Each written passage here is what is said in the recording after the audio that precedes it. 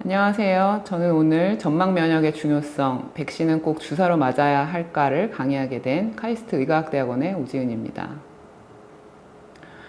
코로나19 팬데믹으로 전 국민이 백신 전문가가 되었습니다. 백신은 현재까지 질병을 예방하는 가장 효과적인 방법으로 알려져 있습니다. 백신의 역사를 거슬러 올라가 보면 에드워드 제너라는 영국의 의학자에 의해 처음 고안이 되었는데 소젖을 짜는 밀크메이드가 이런 천연도에 잘 걸리지 않는다는 것을 관찰하게 되었고, 이를 바탕으로 우드 바이러스에 노출이 되면 천연도에 걸리지 않거나 약하게 걸린다는 것을 알게 되었습니다. 실제 우두병변에서 채취한 고름을 어떤 소년에게 주입을 하고 2달 후에 그 소년에게 천연도 병변에서 채취한 고름을 다시 주입하였을 때 그 소년이 천연도에 걸리지 않는 것을 확인하였습니다. 이는 처음으로 백시네이션의 과학적 근거를 제시한 사건이라고 할 수 있겠습니다.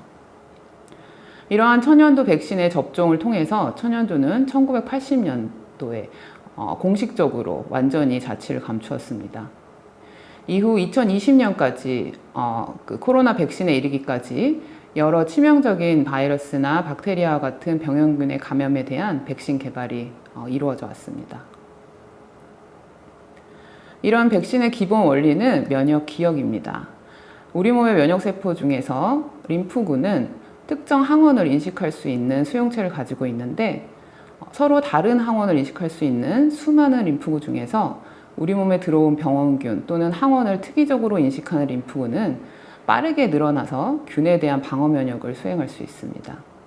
이후 감염원이 사라지고 역할이 끝난 림프구는 대부분 다 죽지만 일부의 림프구가 남아서 계속 남아있는데, 이 세포들이 기억세포이며 면역 기억의 핵심 세포가 됩니다. 이 세포들은 처음 들어왔던 항원을 기억하고 인식할 수 있기 때문에 같은 병원균으로 재감염 시에 이 세포들이 빠르게 반응함으로써 더 빠르고 강한 면역 반응을 유도할 수 있게 됩니다. 이것이 백신을 맞는 이유가 되겠습니다. 이렇게 백신의 작용에서 중요한 역할을 하는 면역 기억에 대해서 자세히 살펴보기 전에 먼저 감염에 대한 우리 몸의 면역 반응을 간단히 살펴보겠습니다. 일반적으로 감염은 우리 몸의 장벽 조직에서 발생을 합니다. 이런 장벽 조직이라 함은 우리 몸과 외부의 경계가 되는 조직인데, 피부나 코, 입, 그리고 더 깊게는 외부의 공기와 경계가 되는 폐, 그리고 외부의 음식물 등이 들어올 수 있는 장 등이 있습니다. 이러한 장벽 조직에서 감염이 일어나면 가장 먼저 호중구나 대식세포와 같은 선천성 면역세포가 감염에 대한 방어를 수행하지만, 대부분 이러한 선천성 면역세포의 역할만으로는 충분하지 않기 때문에 이후 더 강한 후천성 면역 반응이 유도가 됩니다. 이 과정에서 장벽 조직에 존재하던 수지성 세포라는 세포가 항원을 가지고 림프절과 같은 2차 림프기관으로 이동한 후에 여기에서 T세포나 B세포에 항원을 전달하여 이 세포들이 항원을 특이적으로 인식할 수 있도록 교육을 합니다. 이후 이 세포들과 항체는 다시 감염이 처음 일어났던 조직으로 이동을 해서 효과적으로 감염원을 제거하고, 이러한 일련의 과정은 보통 1, 2주 사이에 일어나게 됩니다. 앞에서 말씀드렸다시피 감염원이 제거가 되면 이후 이펙터 셀들은 대부분 죽지만 일부가 메모리셀로 분화해서 남아있게 되는데, 이 경우 메모리셀은 혈액을 순환하며 이곳저곳을 돌아다닐 수도 있고, 또 감염이 처음 일어났던 조직에 오랫동안 남아있을 수도 있습니다. 면역 기억을 담당하는 요소 중에 먼저 기억 T세포의 경우에는 이 세포들이 접근 가능한 조직의 종류에 따라서 3가지로 나눌 수 있습니다. TEM, 즉 Effector Memory T셀은 혈액을 순환하면서 2차 림프기관과 또한 말초 조직까지 접근을 해서 외부 항원에 침입이 있는지 서베일런스를 하는 역할을 합니다. 센트럴 메모리 T셀은 혈액을 순환하면서 2차 림프기관에는 접근하지만 말초 조직에는 접근을 하지 못합니다. 이 세포는 메모리 T셀의 리저버 역할을 수행하게 됩니다. 반면에 TRM, Tissue Resonant Memory T셀 같은 경우에는 혈액을 순환하지 않고 감염이 있었던 조직에만 계속적으로 머물러 있으면서 말초 점막 조직을 통한 재감염에 빠르게 반응을 할 수 있습니다. B세포의 경우에는 기역 B세포뿐만 아니라 항체, 그리고 항체를 생성하는 이 형질세포 모두 면역 기억의 중요한 요소가 됩니다.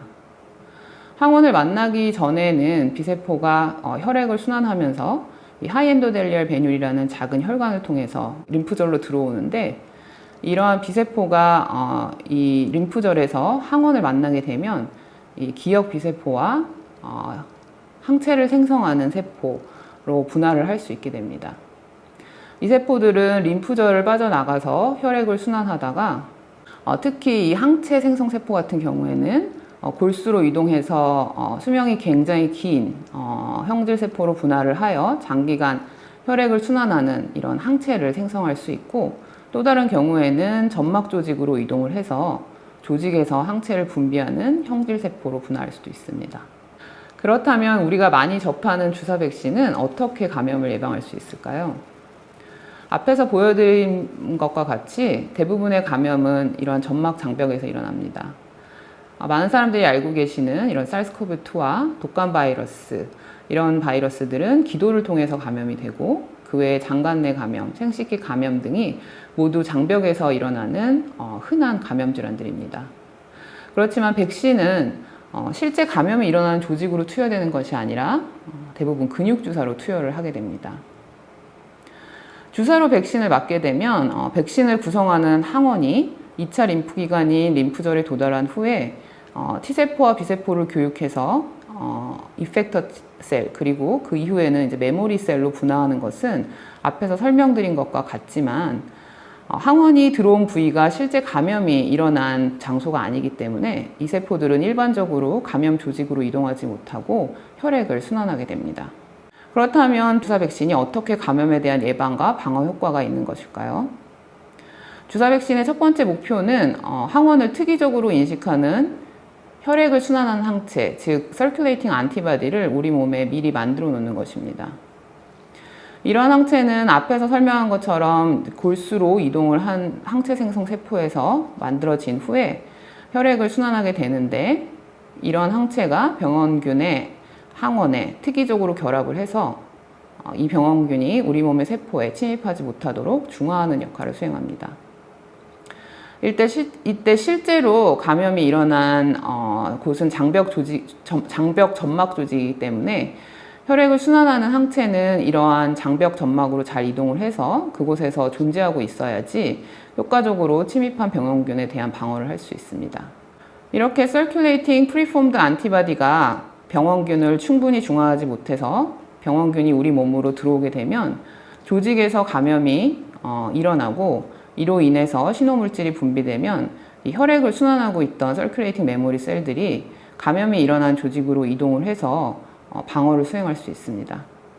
그런데 이러한 주사 백신의 면역 반응이 병원균에 대한 방어에 충분한 역할을 할 수 있을까요? 많은 경우 주사 백신이 효과가 있는 것은 사실이지만 항상 그런 것은 아닙니다. 그 첫 번째 예로 혈액 내 항체가 점막 조직에서 잘 작용하지 않는 경우가 있을 수 있습니다. 이 슬라이드에는 굉장히 복잡하게 여러 가지 내용이 적혀 있지만 요약을 하면, 생식기를 통해서 감염되는 이 herpes simplex 바이러스라는 감염에서는 혈액 내 항체가 생식기로 감염된 바이러스를 중화하기에 충분하지 않다는 내용을 담고 있습니다.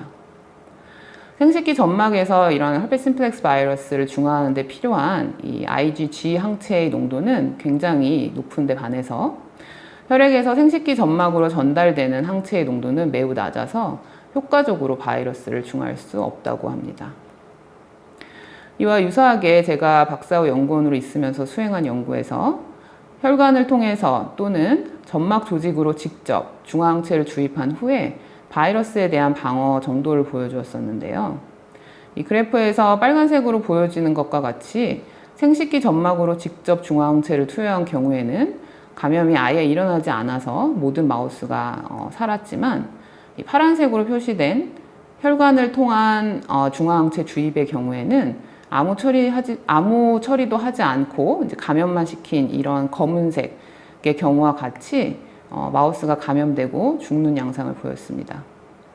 이는 중화항체라도 주입하는 루트에 따라서 그 효과가 달라질 수 있으며 혈관을 통해 주입된 중화항체는 생식기 점막에서 그 역할을 하지 못한다는 것을 알 수 있었습니다. 두 번째 경우로 항체가 어느 정도 방어능을 가지고는 있지만 충분하지 않은 경우가 있을 수 있습니다. 이 모델은 생쥐에 독감 바이러스를 주입하는 모델인데 이 H1N1 타입의 A형 독감 바이러스를 전신 주사와 그다음에 코점막을 통한 그 주입을 통해서 면역 기억을 유도한 후에 같은 타입의 바이러스를 호흡기로 다시 감염시킨 경우입니다. 이 전신 주사를 통한 백신도 이 아무 처리하지 않은 요 블랭크로 되어 있는 경우보다는 효과적으로 2차 감염에 대해서 방어를 하고 있지만 이 빨간색으로 나타나는 이 코점막을 통한 백신보다는 이 통계적으로 유의하게 방어능이 떨어지는 것을 볼 수 있습니다.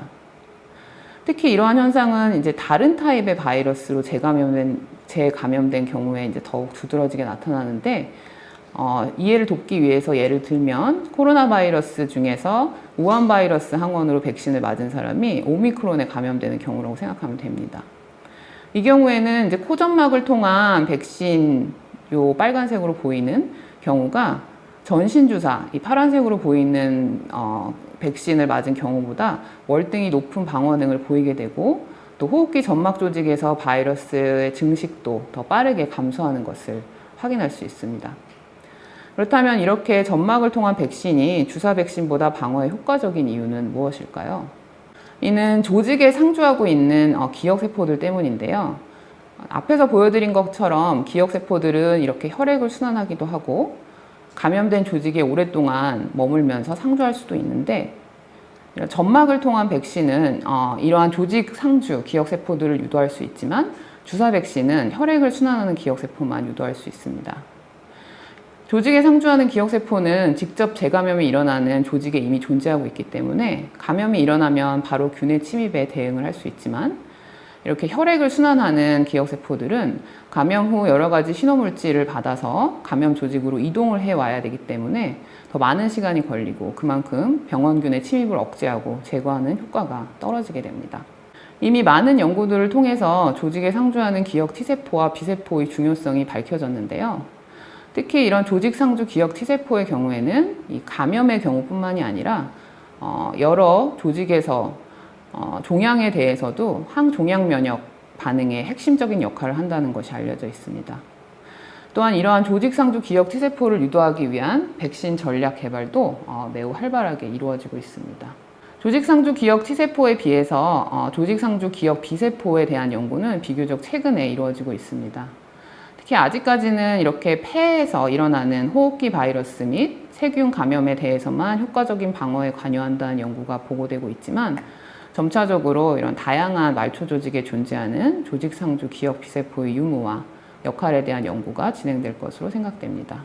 많은 경우 주사 백신이 더 익숙하시겠지만 사실 이미 승인을 받고 사용되고 있는 점막 백신도 있습니다.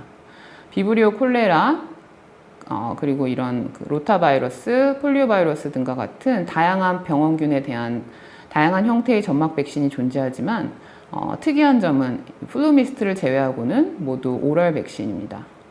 여러 가지 이유가 있을 수 있겠지만 그중 한 가지는 장점막의 특이성 때문인데요. 장점막은 점막 면역 체계가 매우 잘 발달한 점막 조직으로서 조직 내에 이런 페이어스 패치와 같은 2차 림프기관이 존재하여 IgA 항체를 생성하는 데 최적화되어 있기 때문에 오럴 백시네이션은 장에서 일어나는 감염에 효과적으로 방어할 수 있게 됩니다. 짧은 시간 동안 주사 백신의 한계점을 극복할 수 있는 점막 면역의 특징과 중요성에 대해서 배워봤는데요. 아래에 나와 있는 테이크홈 메시지를 이해하시면 될 것 같습니다. 지금 이 강의를 시청하고 있는 여러분들이 다음 세대의 의과학 발전에 이바지하는 재원이 될 것이라 믿고 또 응원하겠습니다. 네, 감사합니다. Good friend, KSMCB, good friend.